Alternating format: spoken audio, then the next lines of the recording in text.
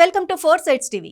ఇళ్లకు స్టిక్కర్లు అంటించి అదే రాష్ట్ర అభివృద్ధి అనే ఊహల్లో రాష్ట్ర ముఖ్యమంత్రి వైఎస్ జగన్మోహన్ రెడ్డి ఉన్నారని విశాఖ పశ్చిమ ఎమ్మెల్యే పి గణబాబు అన్నారు.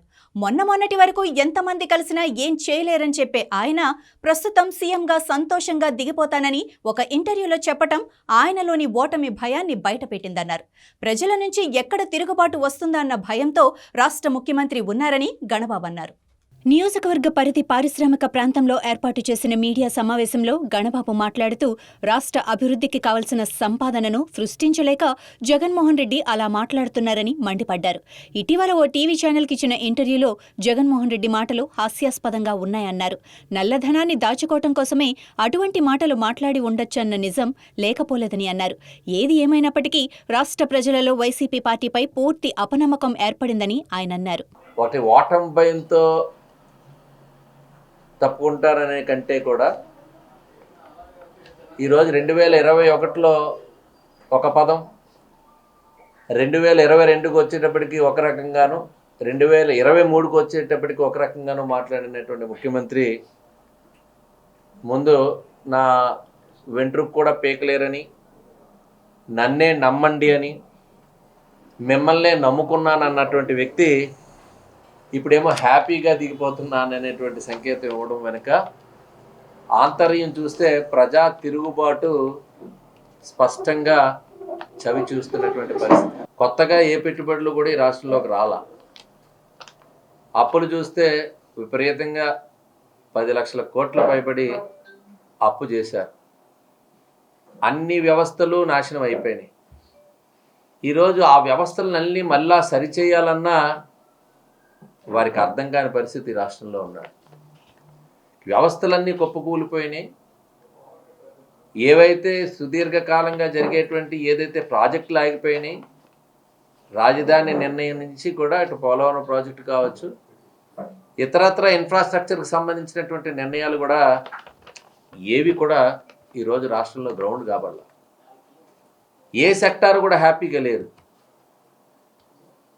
ఆ రకంగా ఉండేటువంటి వారందరికీ కూడా ఆగ్రహావేశాలు ఒకవైపు ఉంటే, ఆదాయం సృష్టించడం చేత కాకపోవడం వల్ల, ఆ సంపద సృష్టించడం చేత కాకపోవడం వల్ల, ముఖ్యంగా ఈ ప్రజా తిరుగుబాటు భవిష్యత్తులో ఎదుర్కొనాల్సి వస్తుందనేటువంటి ఆ భయంతో ఈ పదాలు అనాల్సి వచ్చిందేమో వారు పెట్టుకున్నటువంటి ఇంటర్వ్యూలు అనేటువంటిది ఒక్కటైతే, రెండో కోణంలో లిక్కర్లో కావచ్చు, శాండ్లో కావచ్చు, ఇతరత్ర ఏవైతే నేరుగా ప్రభుత్వానికి రావాల్సినటువంటి నిధులు పక్కదారిపోయినాయి.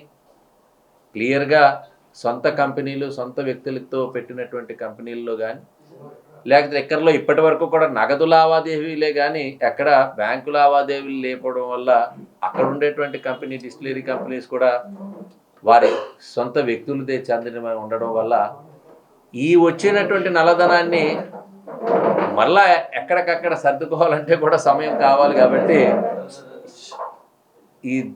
నేను వారు ముందుగానే వీటన్నిటి కూడా చెప్పేటువంటి ప్రయత్నం చేశారనేటువంటి భావం ఈరోజు రాష్ట్రం ప్రజలందరికీ కలుగుతుంది.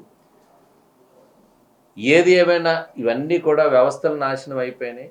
ఈరోజు ప్రజల్లో తిరుగుబాటు మొదలైంది. స్పష్టంగా దగ్గరయ్యే కొద్దీ ఈరోజు అంగన్వాడీ వారు కావచ్చు, ఇతరత్ర ఉద్యోగస్తులు కూడా ఏవైతే హామీలు పెట్టో అందరూ కూడా లోడ్లు ఎక్కే పరిస్థితి వచ్చింది. 2 ఏళ్ల క్రితమే టీచర్స్ బాహాటంగానే వారి నిరసన వ్యక్తం చేయడం ఇవన్నీ కూడా చూసాం. సో ఇవన్నీ చూసినప్పుడు ఒకవైపు పేదవాళ్ళు కూడా ఇచ్చేటువంటి వాటిలో ప్రచారం ఎక్కువ ఉంది, ఇళ్ళకి స్టిక్కర్లు మాత్రం ఉన్నాయి. వాళ్ళు కూడా ఏవైతే ఈరోజు పథకాలు కట్ చేస్తామని ఇట్లాంటి భయభ్రాంతులతో ఒక కొత్త ప్రభుత్వాన్ని రాష్ట్రంలో ఎప్పుడు కూడా ప్రశాంతంగా ఉండేటువంటి రాష్ట్రంలో ఈరోజు వాళ్ళందరినీ కూడా భయపెట్టే విధంగా ఏదైనా ఈరోజు అడ్మినిస్ట్రేషన్ అనేటువంటి రాష్ట్రంలో ఈ 5 ఏళ్ళు ఇంతకుముందంతా స్వేచ్ఛాయుత వాతావరణంలో ఉండేటువంటి ప్రజానీకానికి ఉండేది. కానీ ఈరోజు ఆ స్వేచ్ఛ స్వాతంత్రం లేకుండా వాళ్ళందరికీ కూడా ఇబ్బందులు పెట్టో లేకపోతే పథకాలు కట్ చేస్తామనో ఇట్లాంటి ఒక కొత్త అడ్మినిస్ట్రేషన్ని చూపించినటువంటి ప్రభుత్వం ఎన్నికల దగ్గర అయ్యే కొద్దీ వారికి వచ్చేటువంటి ఇలాంటి అనేకం ఈరోజు నేను చెప్పిన అన్ని అంశాలు కూడా వాళ్ళకి వెంటాడుతున్నాయి. ఏది ఏమైనా రానున్న రోజుల్లో ప్రజలు మరి బుద్ధి చెప్పడానికి ప్రభుత్వానికి సిద్ధంగా ఉన్నారని మీకు అందరికీ తెలియజేస్తుంది. అజెండా వారు ఏం చేశారనేది చూస్తే ఈరోజు బెస్ట్ అవైలబుల్ స్కూల్స్ ఆ రోజు మన ప్రభుత్వంలో పెడితే దాదాపు సుప్రీంకోర్టు వరకు వెళ్ళారు వాటిని రద్దు చేయడానికి. నాణ్యమైనటువంటి విద్యలో ఆ రోజు మనం చూస్తే దేశంలోనే చాలా మూడో స్థానంలో ఉండేవాళ్ళం మన క్వాలిటీ ఎడ్యుకేషన్లో ఈ రాష్ట్రంలో 2018 దీనిలో. ఈరోజు వచ్చేటప్పటికి ఒక ఆరా సంస్థ తీసినటువంటి దీనిలో అయితే మీరు చూస్తే ఆశ్చర్యంగా వాళ్ళ నివేదికలో 8వ తరగతి చదువుతున్నటువంటి విద్యార్థులు 2వ తరగతి లెక్కలు కూడా సరిగ్గా చేయలేదని వాళ్ళు రిపోర్ట్ ఇవ్వడం.